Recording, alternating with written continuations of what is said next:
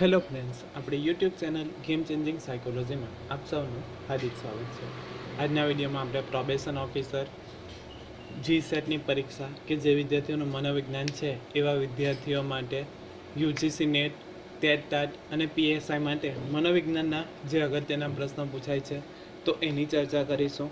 તો આજના વિડીયોમાં આપણે જીસીઆરટી જે પાઠ્યપુસ્તક જે છે એના આધારિત કેટલીક વાર પરીક્ષામાં સીધા પ્રશ્ન પૂછાય છે તો એની ચર્ચા કરીશું. આ વિડીયો નંબર 3 છે. જો તમે અગાઉના વિડીયો ન જોયા હોય તો જોઈ લેવા વિનંતી. એ ઉપરાંત પ્રોબેશન ઓફિસર માટે જે નવો અભ્યાસક્રમ રજૂ કરવામાં આવ્યો છે એ અંતર્ગતમાં આપણે થિયરી બેઝ અને એમસીક્યુ બેઝ ઘણા બધા વિડીયો ભણાવ્યા છે. જો તમે એ પણ ન જોયા હોય તો જોઈ લેવા વિનંતી, જેથી પ્રોબેશન ઓફિસરની પરીક્ષામાં તમને એ ઉપયોગી સાબિત થઈ શકે.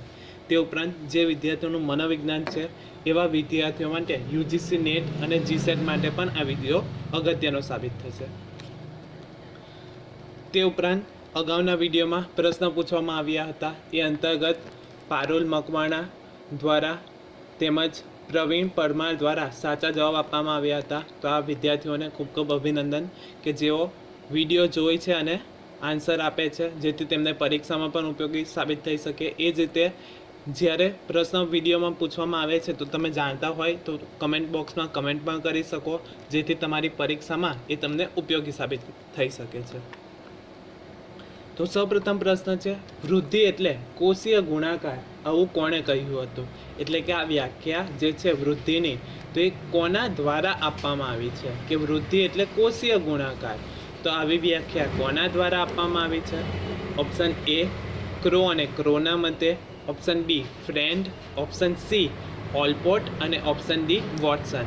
હવે તમે થોડું ઘણું વાંચ્યું હોય તો પણ તમે ઓપ્શન અમુક જે છે તો એને એલિમેટ કરી શકો છો. ફોર એક્ઝામ્પલ ડી, તો આ વોટસન જે છે તો વોટસન આની સાથે નથી સંકળાયેલા. હવે વોટસન કોની સાથે સંકળાયેલા છે? તો વર્તન સાથે, વર્તનવાદના પ્રણેતા અથવા તો આપણે કહી શકીએ કે વર્તનવાદ સાથે એ સંકળાયેલા છે, તો વોટસન નહીં આવે. હવે કન્ફ્યુઝન 3માં થઈ શકે, ઓલપોર્ટ પણ નહીં આવી શકે. હવે 2 ઓપ્શન બચે, ક્રો અને ફ્રેન્ડ.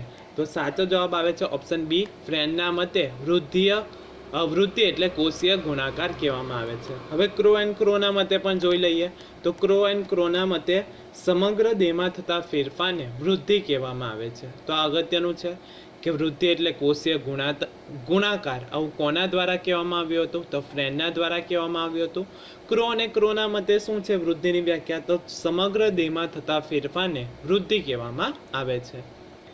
ત્યારબાદ છે વિકાસ એટલે ગુણાત્મક ફેરફાર આવું કોના દ્વારા કહેવામાં આવ્યું છે?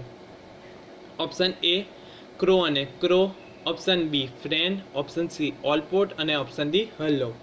તો સાચો જવાબ આવે છે હલ્લોકના મતે વિકાસ એટલે ગુણાત્મક ફેરફાર, કે આપણા શરીરમાં અમુક ફેરફાર થાય છે કે જ્યારે જન્મ થાય ત્યારથી જે એનો વિકાસ થાય છે તો ધીરે ધીરે એના શરીરમાં, એના અંગોમાં જે ફેરફાર આવે છે તો એને વિકાસ કહેવામાં આવે છે. તો ગુણાત્મક ફેરફાર કે હાથમાં 2 ગણો, પગમાં 4 ગણો, તો એ રીતે અલગ અલગ ફેરફાર થાય છે. તો વિકાસ એટલે ગુણાત્મક ફેરફાર આવું હલ્લોકના મતે કહેવામાં આવ્યું હતું. ત્યારબાદ છે વિકાસને અસર કરતા પરિબળ કેટલા છે? અગત્યનો પ્રશ્ન છે કે વિકાસને અસર કરતા પરિબળ કેટલા છે? Option A 1, option B 2, option C 3 અને ઓપ્શન ડી 4. તો વિકાસને અસર કરતા પરિબળો મુખ્યત્વે 2 છે, એટલે કે ઓપ્શન બી જે છે એ સાચો જવાબ આવે છે. કયા? તો વારસો અને વાતાવરણ વ્યક્તિના વિકાસને અસર કરે છે. તો અહીંથી પણ પ્રશ્ન પૂછાઈ શકે કે નીચે આપેલા પરિબળોમાંથી કયા પરિબળ વિકાસને અસર કરે છે? તો 2 આવે છે, વારસો અને વાતાવરણ. તો આ યાદ રાખવાનું છે, તમને પૂછાઈ શકે કયા અસર કરે છે અથવા તો ઉપર દર્શાવેલામાંથી કયા અસર નથી કરતા. તો વિકાસને અસર કરતા પરિબળો મુખ્યત્વે 2 છે. એક તો વારસો જે માતા પિતા દ્વારા બાળકને મળે છે એ, અને વાતાવરણ બાળકનો ઉછેર જે આજુબાજુના વાતાવરણ પર થાય છે યા વાતાવરણમાં થાય છે. તો આ 2 પરિબળ વિકાસને અસર કરે છે. જો વાતાવરણ સારું હોય ત્યાં ઉછેર થાય તો બાળકનો વિકાસ સારો થશે, પરંતુ જો વાતાવરણમાં કંઈક ખામી સર્જાય યા માતા પિતા વારંવાર લડાઈ ઝઘડા કરતા હોય તો એની સીધી અસર બાળકના વિકાસ ઉપર પણ થાય છે. તો વારસો અને વાતાવરણ વ્યક્તિના વિકાસને અસર કરે છે. ત્યાર પછીનો પ્રશ્ન છે, વ્યક્તિમાં દેખાતા પ્રગટ લક્ષણો એ કેવો વારસો છે? ઓપ્શન એ પ્રભાવી, ઓપ્શન બી પ્રચ્છન્ન, ઓપ્શન સી નિર્ણાયક અને ઓપ્શન ડી મૂળભૂત. તો સાચો જવાબ આવે છે ઓપ્શન એ પ્રભાવી જે છે એ વ્યક્તિમાં દેખાતા પ્રગટ લક્ષણો ને પ્રભાવી લક્ષણ કહેવામાં આવે છે. એટલે કે વ્યક્તિમાં દેખાતા લક્ષણોને પ્રગટ અથવા તો પ્રભાવી વારસો કહેવામાં આવે છે. બીજું નામ છે પ્રગટ નામે ઓળખાય છે. તો હવે આમાં કયો આવી શકે? તો બાળકની ઊંચાઈ જે છે, બાળકનો રંગ છે, તો એ બધા આપણે જોઈ શકીએ છીએ. તો એ પ્રભાવી અથવા તો પ્રગટ લક્ષણ જે છે. હવે બીજું છે પ્રચ્છન્ન અથવા તો આપણે એનું બીજું નામ છે અપ્રગટ વારસો. અપ્રગટ જે વારસો જે છે તો એનું બીજું નામ છે પ્રચ્છન્ન. તો આ તમારે યાદ રાખવાનું છે. તો વ્યક્તિમાં રહેલા અપ્રગટ લક્ષણોને અપ્રગટ અથવા તો પ્રચ્છન્ન વારસો કહેવામાં આવે છે. તો બાળકની બુદ્ધિ જે છે તો એને આપણે જોઈ નથી શકતા, તો એ બધી અપ્રગટ જે છે. તો વ્યક્તિમાં દેખાતા પ્રગટ લક્ષણોને પ્રભાવી અથવા તો પ્રગટ વારસો કહેવામાં આવે છે. પ્રચ્છન્ન એટલે કે વ્યક્તિમાં રહેલા અપ્રગટ લક્ષણોને અપ્રગટ અથવા તો પ્રચ્છન્ન વારસો કહેવામાં આવે છે.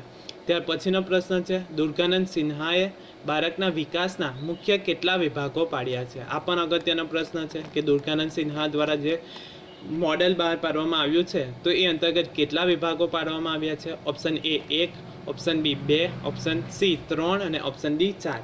તો સાચો જવાબ આવે છે ઓપ્શન સી 3 વિભાગો પાડવામાં આવ્યા છે. એટલે કે બાળકના વિકાસના મુખ્ય 3 છે. કયા? અહીંથી પણ પ્રશ્ન પૂછાઈ શકે છે. તો સૌપ્રથમ છે ઘર, કે બાળકનો ઉછેર મોટાભાગે બાળક ઘરમાં રહે છે તો ઘર એમને અસર કરે છે. ઘરમાં માતા પિતા, એના ભાઈ જે પણ હોય, કુટુંબના સભ્ય, તો આ બધા ઘરમાં આવી જાય છે. ત્યારબાદ છે શાળા, બાળક શાળામાં જાય છે તો શાળાના મિત્ર, શિક્ષકો, શાળાનું વાતાવરણ, તો એ એના વિકાસને અસર કરે છે. અને ત્યારબાદ છે સમવયસ્ક જૂથો, એટલે કે એના મિત્રો. સમવયસ્ક જૂથ જે છે એટલે કે એના મિત્ર જે છે તો એ પણ અસર કરે છે. તો આ યાદ રાખવાનું છે. 3 વિભાગો પાડવામાં આવ્યા છે દુર્ગાનંદ સિન્હા દ્વારા. કયા? તો ઘર, શાળા અને સમવયસ્ક જૂથ અથવા તો મિત્ર. તો અહીંથી પણ પ્રશ્ન પૂછાઈ શકે છે, દુર્ગાનંદ સિન્હાએ બાળકના વિકાસના મુખ્ય 3 વિભાગો પાડ્યા છે, એમાંથી નીચેનામાંથી કોનો સમાવેશ નથી થતો?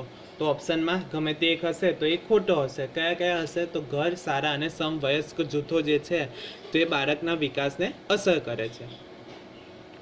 ત્યાર પછીનો પ્રશ્ન છે, જીન પિયાજેએ વિકાસના કેટલા તબક્કા દર્શાવ્યા છે? Option A 3, option B 4, option C 5 અને ઓપ્શન ડી 6.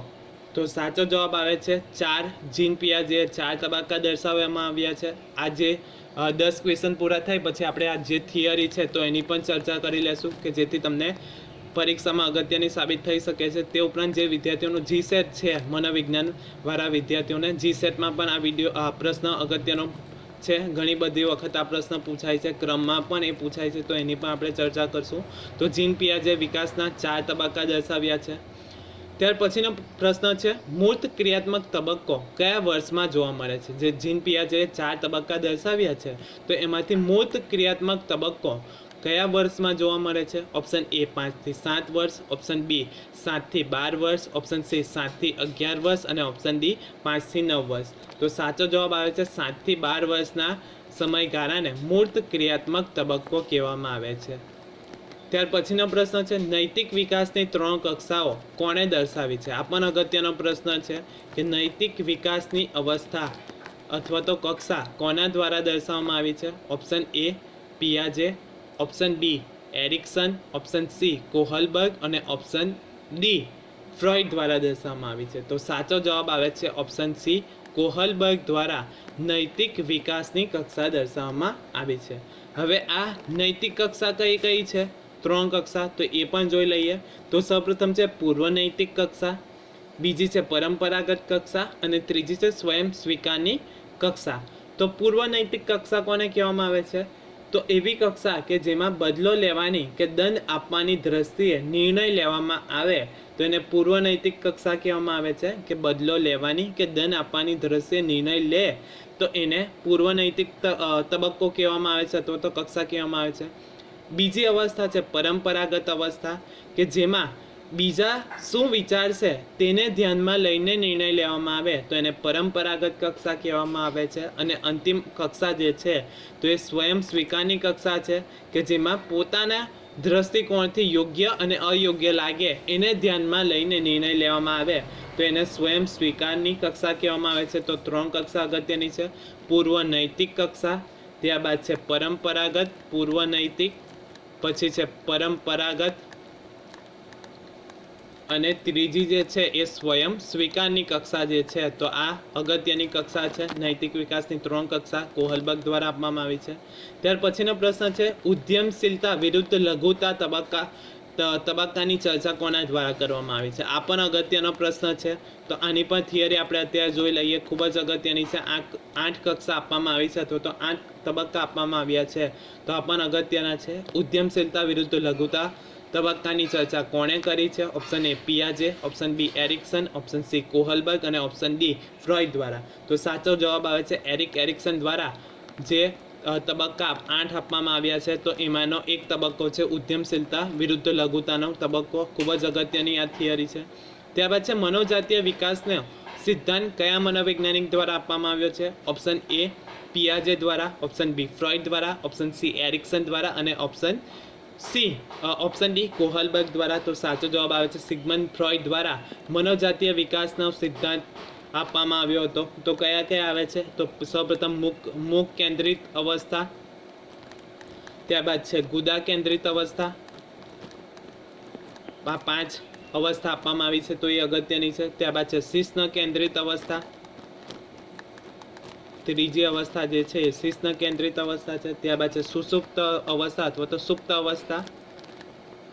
ચોથી અવસ્થા સુપ્ત અવસ્થા તરીકે ઓળખાય છે. અને 5મી જે છે તો પુખ્ત સુષુપ્ત અવસ્થા તરીકે ઓળખવામાં આવે છે. પુખ્ત શિશ્ન કેન્દ્રિત અવસ્થા.